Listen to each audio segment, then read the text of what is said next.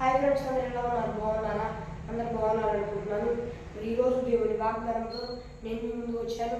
ఈరోజు దేవుని వాగ్దానము సామెతల గ్రంథము 2వ అధ్యాయము 6వ వచనము. యెహోవాయే జ్ఞానం ఇచ్చువాడు, తెలివియు వివేచనయు ఆయన నోట నుండి వచ్చును. మరి ఫ్రెండ్స్, ఈరోజు దేవుని వాగ్దానము. మరి ఈరోజు దేవుని వాగ్దానం ద్వారా మరి దేవుడే సెలవిస్తున్నాడు అంటే, మరి దేవుడేనంట జ్ఞానం ఇచ్చేవాడు, అలాగే తెలివి వివేచన ఆయన నోట నుండి వచ్చిందంట. మరి ఎవరు ఏ తప్పుడు ఆలోచన చేస్తున్నారో నాకు తెలియదు.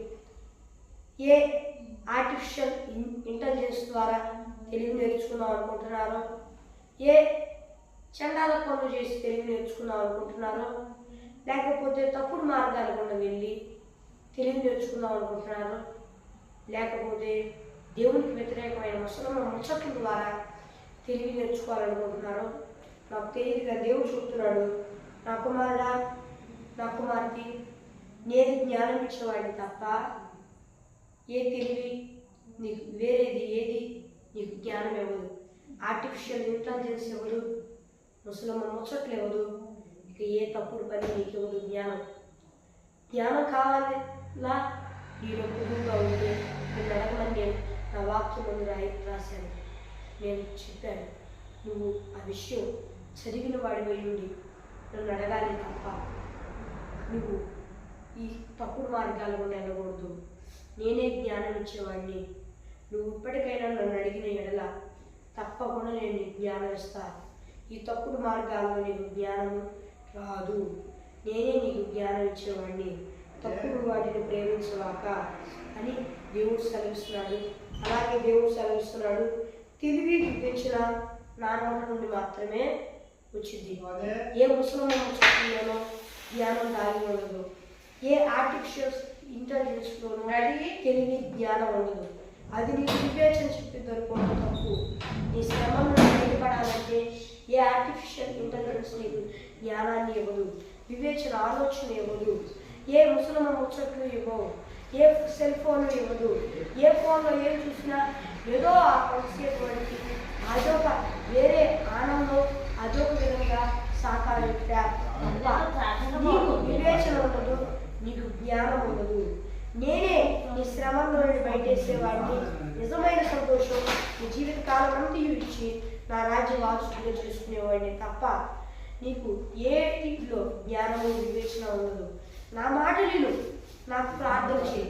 నా మాటలు నా వాక్యం చదువు, అలాగే నా మాటలు నా వాక్యం విను.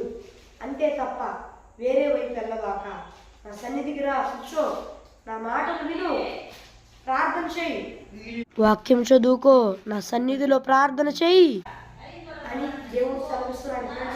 మరి ఎవరు ఎలాంటి పరిస్థితుల్లో ఉండి ఈ వాగ్దానం చూస్తున్నాడు నాకైతే నాకు తెలియదు. కానీ మరి దేవుడు చూస్తున్నాడు, ఎవరంటే మరి నేనే నీకు జ్ఞానం ఇచ్చేవాడిని, నేనే నీకు తెలివినిచ్చేవాడిని అని దేవుడు సెలవిస్తున్నాడు. మరి దేవుడిని మీరు నమ్మకుండా వేరే చెడ్డదారులు గుండా ఇప్పటిదాకా వెళ్ళుంటారేమో, నాకైతే తెలియదు. కానీ ప్రభువుకు దేవుడు ఈరోజు చెప్తున్నాడు, ఇప్పటికైనా నా దగ్గరికి రా నా కుమారుడా, నేను శాశ్వతమైన ప్రేమతో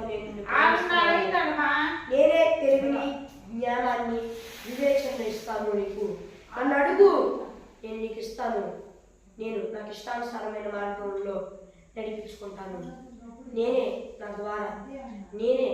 నీ ద్వారా నా పనిని చేయించుకుంటాను నా కృపతో అని దేవుడు సెలవిస్తున్నాడు. మరి ఫ్రెండ్స్, ఈరోజు దేవుని వాగ్దానము. మరి చిన్న ప్రార్థన చేసుకుందాం. పరలోకమందున్న దేవా, ఎంతో స్పష్టంగా నీ బిడ్డతో మాట్లాడావు.